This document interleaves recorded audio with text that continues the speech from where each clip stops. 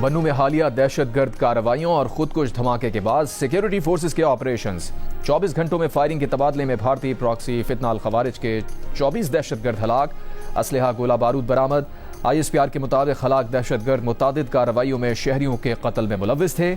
دہشت گردوں اور سہولت کاروں کے خلاف مشترکہ انٹیلیجنس بیسڈ آپریشنز اور کارروائیاں پوری قوت کے ساتھ جاری رہیں گی۔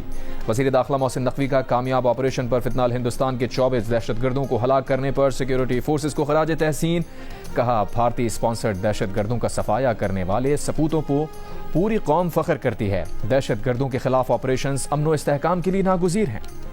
حرکہ حق میں فیلڈ مارشل کی قیادت میں افواج پاکستان نے تاریخی فتح حاصل کی، ایٹمی پروگرام پاکستان کی بقا کی ضمانت ہے۔ وزیر اعظم کے مشیر رانا ثنا کا اسلام آباد میں تقریب سے خطاب، کہا نون لیگ کی قیادت آزاد کشمیر کی ترقی کے لیے پرعزم ہے۔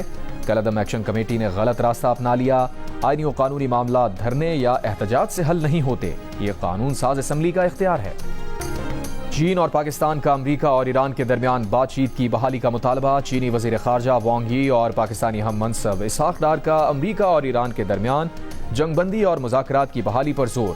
شنگھائی میں دونوں وزرائے خارجہ کی ملاقات کے بعد چینی وزارت خارجہ کی جانب سے جاری بیان میں کہا گیا ہے، چینی وزیر خارجہ وانگ یی نے فریقین پر زور دیا کہ وہ اپنے وعدے پورے کرے اور جنگ بندی سے متعلق مفاہمتی یادداشت کی پاسداری کرے۔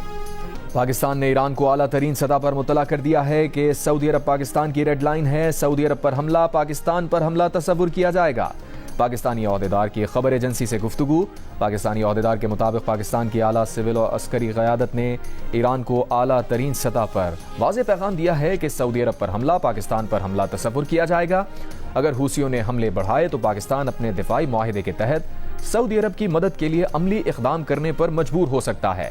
فی الحال پاکستان کی اعلیٰ قیادت تمام فریقین کو مطمئن رکھنے کی کوشش کر رہی ہے۔ دو پاکستانی عہدیداروں کے مطابق یمن کے ساتھ سعودی سرحد کے قریب پاکستانی فوجی تعینات ہیں۔ ایک اور پاکستانی ذریعے کا خبر ایجنسی سے گفتگو میں کہنا تھا، اگر سعودی عرب نے پاکستان سے مدد طلب کی تو پاکستان ان کے ساتھ کھڑا ہوگا۔ پاکستان گزشتہ سال سعودی عرب کے ساتھ باہمی دفاعی معاہدہ کر چکا ہے، جس کے تحت ہزاروں پاکستانی فوجی اور ایئر فورس کا ایک اسکواڈرن سعودی عرب میں تعینات ہے۔ امریکی صدر ٹرمپ کا چین پر 2020 کے امریکی انتخابات کے ڈیٹا کی سب سے بڑی چوری کا الزام۔ امریکی قوم سے خطاب میں صدر ٹرمپ نے کہا، چین چاہتا ہے ٹرمپ صدارتی الیکشن ہار جائیں۔ نیشنل انٹیلیجنس اور FBI کو معاملے کی تحقیقات کا حکم دے دیا۔ صدر ٹرمپ کا امریکی ووٹنگ سسٹم میں کمزوریوں سے متعلق خفیہ انٹیلیجنس دستاویزات فوری جاری کرنے کا بھی اعلان۔ بولے کانگریس کو ووٹر ID سیف امریکہ ایکٹ منظور کرنا چاہیے۔ دعویٰ کیا کہ ایران کے معاملے میں امریکہ بڑی کامیابی حاصل کر رہا ہے۔ امریکی عوام کو اس کے نتائج بہت جلد نظر آئیں گے۔ انتخابی سیکیورٹی سے متعلق خطاب براہ راست نہ دکھانے پر امریکی T V networks NBC، ABC اور CNN پر امریکی صدر ڈونلڈ ٹرمپ کی شدید تنقید۔ خطاب کے دوران ٹرمپ نے کہا، میری تقریر نشر نہ کرنے والے ٹی وی نیٹ ورکس سازش کا حصہ ہیں، ان کے لائسنس منسوخ کر دیے جانے چاہیے۔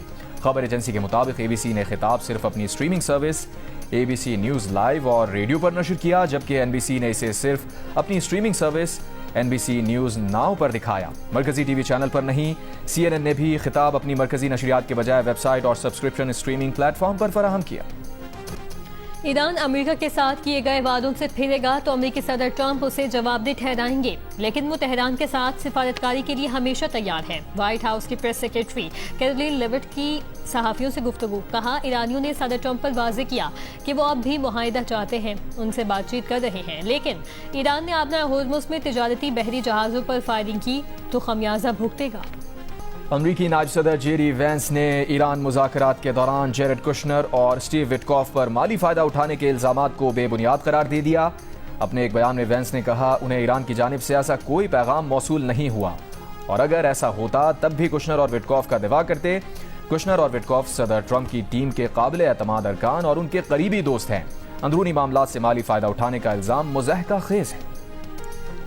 قطر نے کسی پڑوسی کے خلاف کارروائی کی نہ ہی کرے گا۔ قطر نے ایران کے خلاف فوجی کارروائی میں شرکت پر آمادگی سے متعلق خبروں کو پروپیگنڈا قرار دے کر مسترد کر دیا۔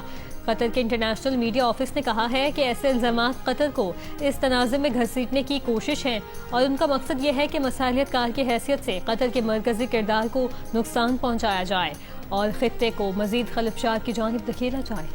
امریکہ اور ایران کے ایک دوسرے پر حملے جاری، ایرانی پاسداران کا الطنف میں امریکہ کے اسپیشل آپریشن کمانڈ سینٹر پر حملہ، بڑی تعداد میں امریکی فوجیوں کو ہلاک کرنے اور متعدد امریکی اسپیشل آپریشنز ہیلی کاپٹرز تباہ کرنے کا دعویٰ، پاسداران کے کویت، بحرین اور قطر پر بھی حملے، ایرانی فوج کا کہنا ہے کہ وہ ہر قسم کے دباؤ اور دھمکی کا مقابلہ کرنے کے لیے مکمل طور پر تیار ہیں۔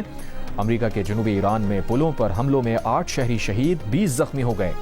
مسلسل چھٹی رات کیے گئے حملوں میں امریکی فوج نے سڑکوں، پلوں اور ریلوے نظام کو نشانہ بنایا۔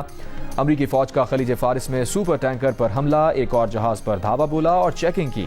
سینٹ کام کا کہنا ہے کہ ایران کے گرد ناکہ بندی توڑنے کی کوشش کرنے والے 3 جہازوں کو رخ موڑنے پر مجبور کر دیا۔